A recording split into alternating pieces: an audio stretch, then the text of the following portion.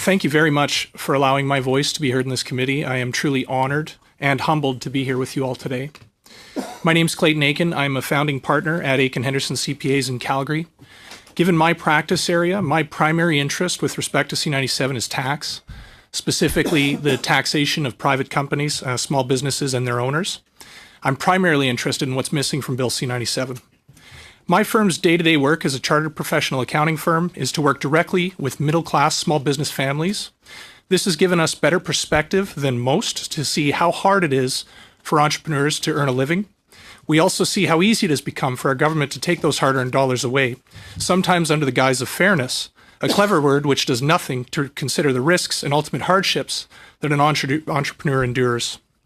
I'll spend a few minutes talking about some of their more recent challenges, including economic challenges, increases to tax, increased compliance burdens and uncertainty, and challenges in dealing with the CRA and navigating our tax system. I'll then make some brief comments on Canada's desperate need for a modern tax system, and close with my thoughts on a few business-related items that are contained in Bill C-97. It cannot be understated how complicated our tax system has become in the last 50 years, which was the last time that a comprehensive review was undertaken. Our last 3 budgets have heaped more and more layers of complication and burdens of compliance onto Canadian small businesses. While I am grateful that the attack on private corporations and their shareholders appears to have subsided in 2019, I'm disappointed that the bill contains nearly nothing to help them. What we've seen, particularly in my home province of Alberta, is that entrepreneurs have faced tremendous adversity in the last 5 years, but particularly in the last 3.5.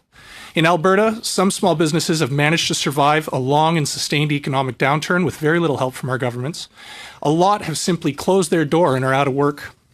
For all Canadian small businesses, the cost of compliance has increased dramatically as a result of changes to the intercorporate dividend rules, tax on split income, specified corporate income and association rules, changes to family trust reporting, and new penalties for saving too much in your business, regardless of the reason.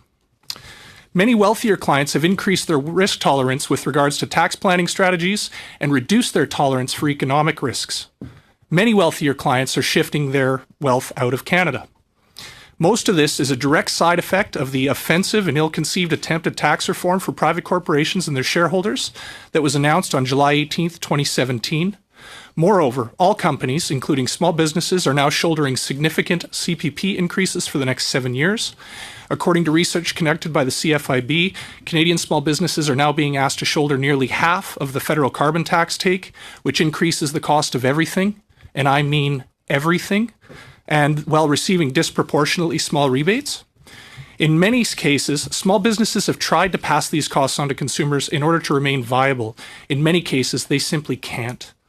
This results in corporate inequity, meaning smaller companies are simply unable to compete with larger corporations and multinationals who are better positioned or better equipped to shoulder these additional tax and compliance burdens. I share these insights with you today not to complain, but rather to highlight that there has been real, rapid, and sustained challenges for middle-class small business owners across Canada, and Bill C-97 offers very little in the way of assistance or stimulus. The next issue is the CRA service levels. I can confirm the substance of the 2017 Auditor General's report that it is very difficult to reach the CRA by phone and even more difficult to get a complete and correct answer. We still deal with this daily. At Achen Henderson, we've been forced to add this to our service levels and have elected to do so at no additional cost to our clients. While I'm thankful for my newfound love of chamber music and encouraged that the government recognizes the problem, we must ask ourselves if the measures in Bill C-97 are the correct approach. While advances have been made by the CRA to be more accessible and user-friendly online, it confuses us how the CRA require 5 times the staff per capita to administer our tax system than the IRS does, with more hiring announced in the 2019 federal budget. Based on our extensive experience in dealing with the CRA and helping many organizations who have experienced similar challenges, we've come to believe that the CRA's issues are cultural in nature. Defective cultures always result in operational bottlenecks. These bottlenecks are magnified by a tax system that is far too complicated for the average CRA agent or taxpayer to navigate, which is further magnified by a lack of or inadequate professional training, in our opinion. Next, Instead of taking steps towards modernizing our tax system to make it more transparent, competitive, and easy to comply with and administer, Bill C-97 is a continuation by our government to use taxation to pick winners with tax breaks in various economic areas and industries. Further, C-97 does nearly nothing to address tax competitive with the United States. Instead, the bill stretches the fabric of our tax act even further, mending holes where the fabric breaks with more patches, resulting in impossible to comply with and administer legislation. It's not all bad. There are some welcome patches in the bill, such as the improvements to the RDSP rules, the specified corporate income rules, but I can't help but wonder how many more holes will need to be patched until we consider modernizing our tax system. The patch to the SR&ED program is a step in the right direction. It undoubtedly makes the program more accessible to certain CCPCs. For them, this should help tip the balance between compliance costs versus benefits and increased support. Unfortunately, these changes do not address the administration issues in the SR&ED program, and they only impact a very small portion of private companies in Canada. While the accelerated investment incentive will be helpful to some private companies, namely those who are doing well and/or those who are able to expand or upgrade, the full expensing of M&P equipment, clean energy equipment, and electric vehicles seem like boutique benefits that will only help certain private companies. We are disappointed that these CCA measures are temporary in nature. In closing, entrepreneurs have endured a lot these last few years.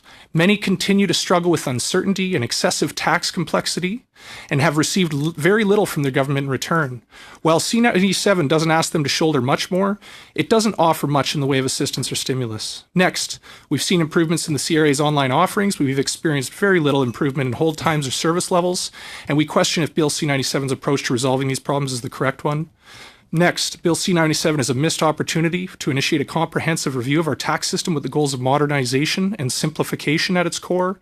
And lastly, the accelerated CCA measures in Bill C-97 are targeted in specific industries and temporary in nature, and we think they miss the mark on tax competitive with the United States. Thank you very much for inviting me to speak today. I'd be happy to take your questions.